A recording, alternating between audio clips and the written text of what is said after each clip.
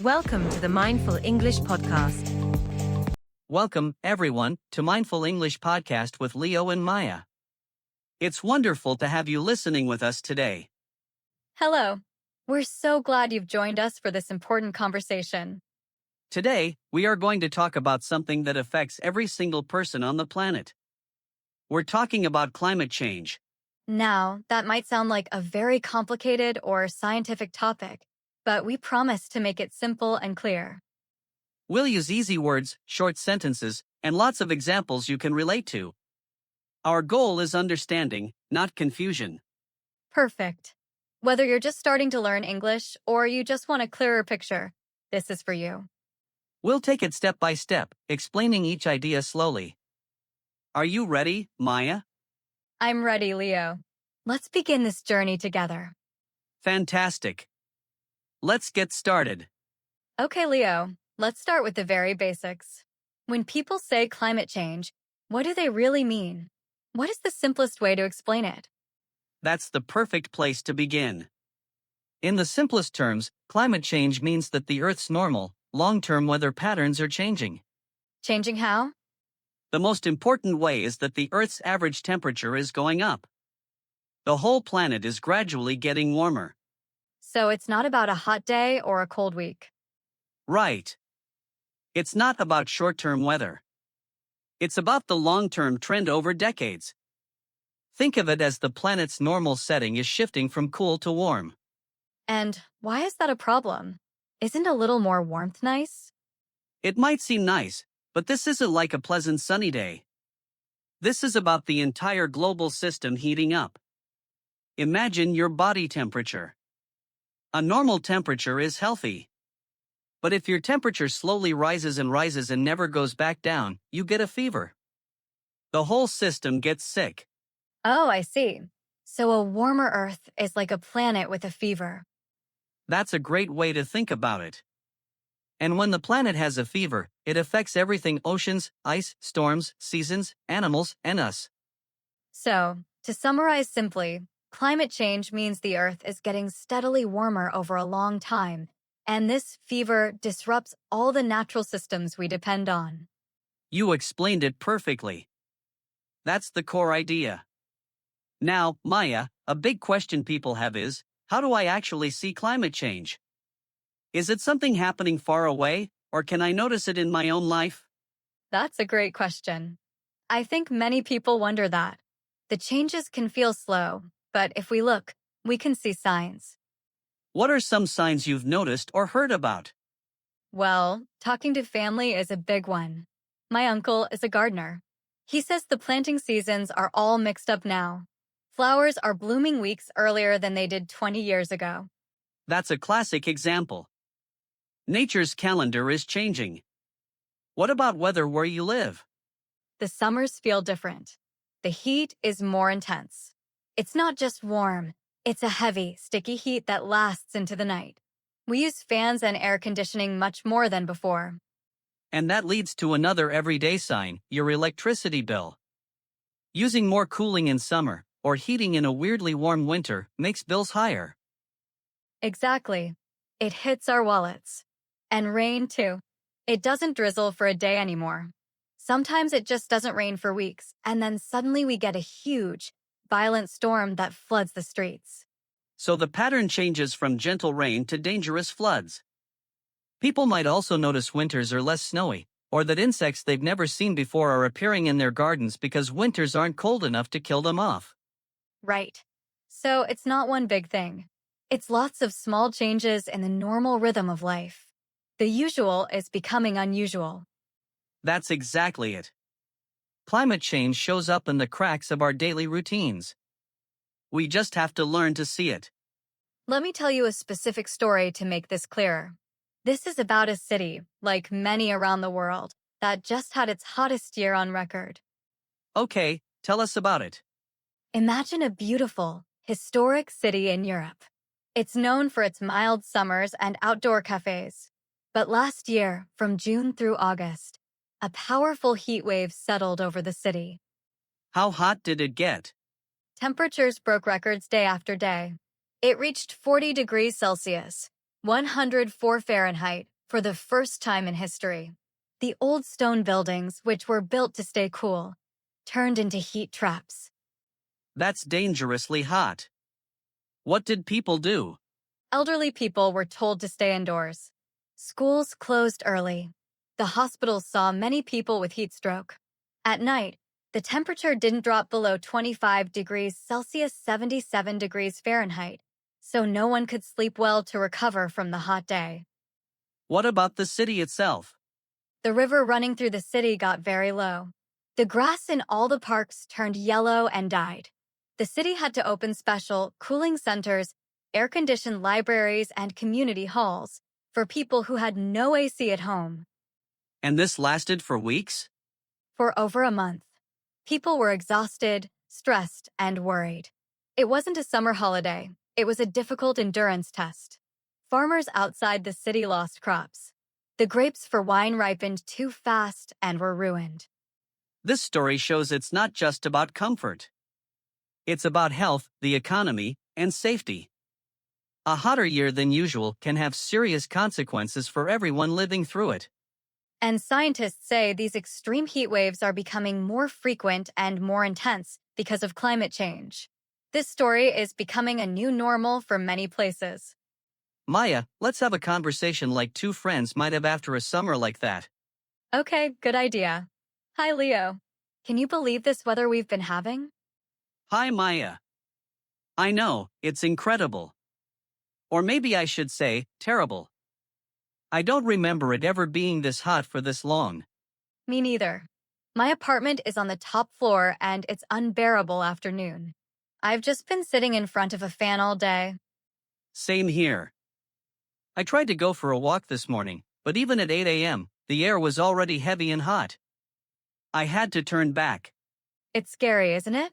My neighbor is an older woman and I've been checking on her. She's so vulnerable in this heat. That's very kind of you. It is scary. And you know, the news said this is the third hottest summer on record in the last 5 years. That's not a coincidence, is it? It feels like a pattern. This isn't just a random hot summer. No, it doesn't feel random. Everyone is talking about climate change now. You hear it in cafes, on the bus, people are connecting the dots. What do you mean? Before, if we had a hot day, we'd just say it's a hot day. Now, people say, it's another one of those climate change heat waves. You're right. The conversation has changed. It's gone from talking about the weather to talking about the climate. Exactly. And that's an important shift. It means people are starting to understand that these extreme events are part of a bigger, global problem. That was a natural conversation. Now, let's pick out a few key words that were important and explain them simply. Good idea. The first word I heard was unbearable. Unbearable means something is too bad, too difficult, or too painful to bear or endure. The heat was so extreme it was unbearable to be outside. Next, vulnerable. You said your neighbor was vulnerable. Vulnerable means being easily hurt or at risk. Elderly people, young children, and sick people are often more vulnerable to extreme heat or cold. Then we had coincidence and pattern. A coincidence is when two things happen at the same time by chance, without a planned connection. A pattern is a repeated, regular way in which something happens. 3 record hot summers in 5 years is a pattern, not a coincidence. And finally, you said connecting the dots. Connecting the dots is an idiom. It means understanding the relationship between different ideas or events to see the whole picture. People are connecting the dots between hot summers and global climate change. So to practice, the unbearable heat made vulnerable people suffer. This is not a coincidence. It's part of a pattern. We need to connect the dots to see the real cause. Excellent. You used all the words perfectly. So Leo, we've talked about what climate change is and how it feels. Now, the big question. Why is this happening? What is causing the Earth's fever? The basic cause is surprisingly simple, Maya. It's because we have thickened a natural blanket around the Earth. A blanket? What do you mean? I mean the atmosphere, the layer of air around our planet. Certain gases in the atmosphere, like carbon dioxide, CO2, act like a blanket. They let sunlight in to warm the Earth, but they trap some of the heat trying to escape back to space. Okay, so a natural blanket that keeps us warm. That sounds good. It is good. It's called the greenhouse effect, and without it, Earth would be a frozen ball of ice. The problem is, for the last 150 years, human beings have been adding extra amounts of these blanket gases into the air. How are we adding them? By burning fossil fuels, coal, oil, and natural gas. We burn them to create electricity in power plants, to run our cars and planes, and to power our factories. So every time we drive a car or use electricity from a coal plant, we're adding to the blanket? Yes. And we've also been cutting down huge forests. Trees are amazing because they absorb CO2. Fewer trees means less absorption and more CO2 in the air. So it's a double problem. We're adding more blanket material and removing the things that clean it up. Exactly. The blanket has gotten too thick, too fast. It's trapping too much heat. That's the enhanced greenhouse effect, and it's the primary reason our planet is warming. So the cause isn't a mystery. It's directly linked to how we produce energy and live our modern lives. That's the crucial point. Knowing the cause shows us where the solutions must be. To make this more concrete, let's imagine what it's like at a source of this pollution.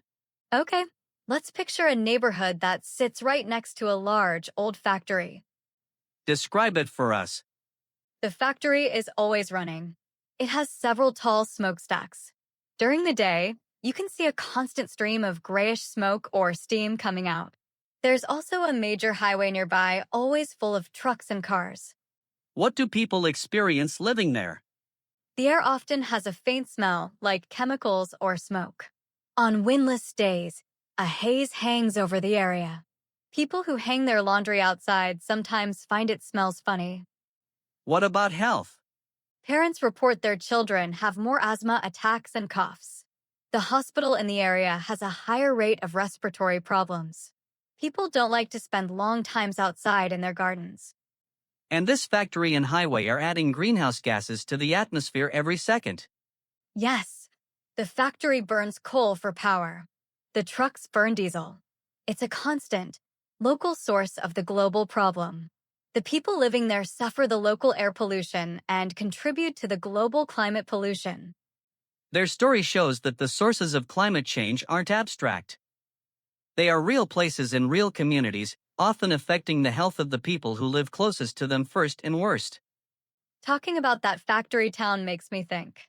Our modern world is built on these things, factories and cars. They give us jobs, products, and mobility. How can they be the problem? It's a difficult conflict, isn't it? They aren't bad in themselves. The problem is the fuel. For over a century, we have powered almost everything by setting ancient carbon on fire. Burning stuff. Burning stuff. It's a very old technology. We burn gasoline in car engines. We burn coal in factory furnaces. That burning releases the stored carbon as carbon dioxide gas. So it's the how, not the what. We need cars and factories, but we need to power them differently. Exactly. Imagine if that factory could run on clean electricity from solar panels. Imagine if all those trucks on the highway were electric, charged by wind power. The problem of air pollution and carbon emissions would disappear. But that seems like a huge, expensive change. It is a massive transformation. But it's also an incredible opportunity. It means building a new, cleaner economy with new jobs. The transition is the challenge of our time. So when we talk about solving climate change, a huge part of it is about changing our energy source from burning things to harnessing clean flows like sunlight and wind. You've got it. We have to stop adding to the blanket. And that means changing how our cars, factories, and cities get their power. Leo, we keep using words like carbon and emissions. Can we break down this vocabulary? It's central to the whole topic. Absolutely. Let's start with carbon. Carbon is a basic chemical element. It's in all living things, plants, animals, us. It's also the main component of fossil fuels like coal and oil, which are made from ancient plants and animals. So carbon is everywhere, and it's not bad by itself. Right. The problem starts when we dig up these concentrated stores of ancient carbon and burn them very quickly.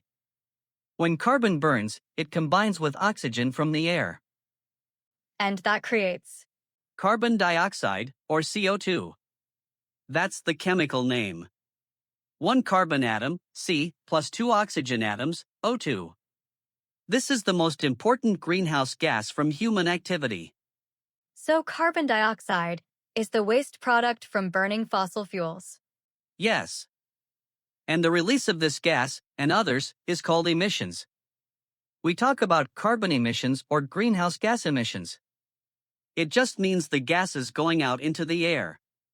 And then we have the carbon footprint. That's a great addition. Your carbon footprint is the total amount of CO2 emissions that are caused by your activities. Driving a car adds to it. Eating food that was shipped from far away adds to it. Using electricity adds to it. So to summarize, we dig up ancient carbon and burn it, creating carbon dioxide emissions. These emissions thicken the heat blanket. We measure our contribution as our carbon footprint. Perfect summary. Understanding these words is key to understanding the news and the solutions. The changing climate isn't just a human story. Animals are experiencing it too, often more directly. Their homes are changing faster than they can adapt. Tell us one of those stories. Let's go to the frozen north, the Arctic.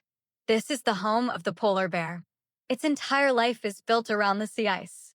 The ice is its hunting platform. It waits by holes in the ice to catch seals. What's happening to the ice? Because the Arctic is warming faster than almost anywhere else, the sea ice is forming later in the fall and melting earlier in the spring. The ice season is getting shorter every year. So the polar bear's hunting season is shorter. Much shorter. They have less time to build up the fat reserves they need to survive. Mother bears with cubs are especially struggling. They are forced to swim longer distances between ice floes, which uses precious energy and can be dangerous for the cubs. What happens if they can't find enough food? They starve. Scientists are seeing thinner, weaker bears. Some are even coming into human villages looking for food, which is dangerous for both bears and people. And it's not just polar bears, right? Not at all. On tropical coral reefs, the colorful corals are turning white and dying because the ocean water is too warm. This coral bleaching destroys the home for thousands of fish species. On land, forest fires, made worse by drought, are destroying habitats for countless animals. Their world is literally disappearing or burning around them. They have no alternative, no new planet to move to. Their fate is tied directly to the stability of the climate they evolved in. Hearing about the polar bears always makes me feel a deep sadness, Maya. Me too, Leo. They're such powerful, majestic animals. To think of them struggling, starving, it's heartbreaking. They did nothing to deserve this. They are innocent victims of a problem created far away from their ice.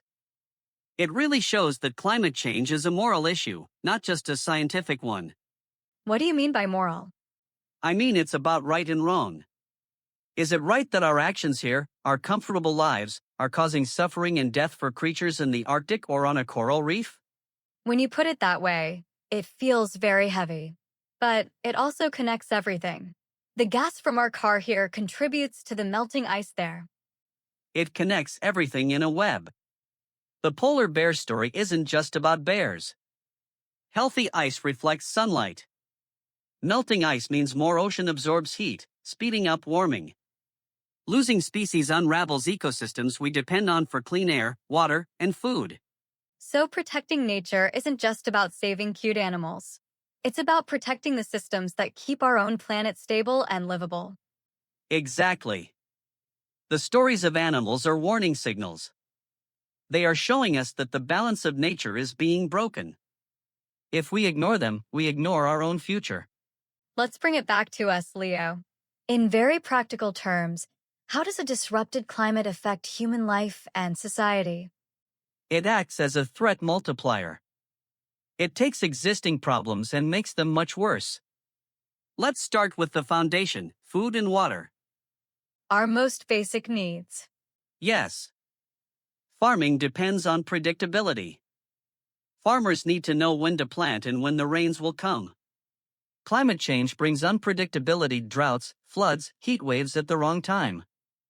This can destroy entire harvests. Which leads to higher food prices and hunger. Correct. For water, it's about supply. Glaciers that feed rivers in summer are shrinking. Rains are less reliable. This leads to water shortages for drinking and farming. On the other hand, intense rainfall can overwhelm drains and cause floods that contaminate clean water with sewage. Then there's health. Directly, heat waves kill people. Indirectly, warmer temperatures allow diseases like malaria and dengue to spread to new areas. Poor air quality from wildfires worsens asthma and heart disease. And where we live. Sea level rise threatens every coastal city in the world. More powerful storms threaten infrastructure, homes, roads, power grids. The economic cost of repairing damage is enormous. It can force people to migrate, creating climate refugees. So it touches everything: our economy, our health, our security, and our homes. It's not an environmental issue off to the side. It's a human development issue at the very center. That's the most important realization. Climate change is a core challenge to building a safe, healthy, and prosperous future for everyone. To make this even clearer, let's look at two opposite disasters happening in the world right now, both linked to climate change. Okay. First, floods. In 2022, Pakistan experienced a catastrophic flood. Unprecedented monsoon rains, made worse by a hotter atmosphere holding more moisture, flooded 1/3 of the country. What was the impact? Over 1,700 people died. Millions lost their homes. Crops were wiped out. Roads and bridges were destroyed. The water didn't recede for months, leading to widespread disease. The country is still recovering. A true national tragedy. And the opposite? The opposite is the severe, years-long drought in the Horn of Africa, Somalia, Ethiopia, Kenya. For several rainy seasons in a row, the rains have failed. Failed completely? Yes, the land is parched. Rivers and wells have dried up. Millions of livestock, cows, goats, camels have died. Farmers have nothing to harvest. Millions of people are facing acute hunger and famine. They must walk for days to find water. Too much water and not enough water. Two sides of the same broken coin. And scientists confirm that both the intensity of the Pakistan rains and the severity of the African drought were made more likely by human-caused climate change. The cruel irony is that the people suffering most in Pakistan and Africa contributed very little to the greenhouse gases causing the problem. They face the worst consequences for a problem they did not create. This is the profound injustice at the heart of the climate crisis. It hits the most vulnerable the hardest. After all these difficult stories, Leo, people can feel hopeless. What can we possibly do? The problem is so big. I understand that feeling, Maya. But hopelessness is the enemy of action. The good news is we know what to do, and everyone has a role to play. The solutions exist. Tell me some things I can do in my own life. First, save energy. It's powerful and saves money. Turn off lights. Unplug devices. Use a smart thermostat. Choose energy-efficient appliances. This reduces demand on power plants. Okay, that's easy. Second? Second, rethink transport. Can you walk, bike, or take a bus instead of driving? If you need a car, could it be more efficient or electric? Can you combine errands into one trip? Air travel has a huge footprint, so consider trains for shorter trips. I can try to bike more. Third? Third, reduce waste. Everything we buy has a carbon footprint. So, buy only what you need. Choose products with less packaging. Bring your own bag and bottle. Repair things instead of replacing them. Recycle properly. And our diet? That's fourth, eat wisely. Reducing food waste is a huge one. Also, the production of meat, especially red meat like beef, creates a lot of emissions. You don't have to go vegan, but eating more plant-based meals is a very effective personal action. And what about beyond my personal choices? That's the most important part. Fifth, use your voice. Talk to friends and family about this. Support businesses that are sustainable. But most critically, be a citizen. Vote for leaders who take the climate crisis seriously and will support policies for clean energy and green jobs. So it's a mix of personal habit change and collective political action. Exactly. Your choices create demand for a cleaner world. Your vote shapes the policies that make that world possible. No one is too small to make a difference. As we finish our talk today, Maya, what are your final reflections on all this? It feels like a heavy topic, Leo, but also a necessary one. My main reflection is that we are all connected, people across the world, animals, forests, oceans. What we do here affects everything else. That interconnection is the key lesson. We cannot think of ourselves as separate from nature. We are a part of it. When we harm the climate, we harm our own home. And the moral lesson? The moral lesson is about stewardship and justice. Stewardship means we are not owners of the earth, we are its caretakers for future generations. We have a duty to pass it on in good health. And justice? Justice means recognizing that we have a responsibility to those suffering first and worst from a crisis they didn't cause. It means building a clean energy future that is fair for all. So, what is our one simple takeaway for someone listening? Our takeaway is this: climate change is real, it is caused by us, and it is solvable by us. We have the knowledge and the technology. What we need now is the collective will and action. Let's end with a message of hope. Every action counts. Every conversation matters. The future is not written yet. We are writing it with our choices today. Beautifully said, Maya. Let's choose a healthy, just, and sustainable future. Thank you so much for spending your time with us today. We hope you learned something new, both about English and about our world. Remember, learning and talking about it is the first step toward making a difference. Take care of yourself and take care of our planet. Goodbye for now. Goodbye.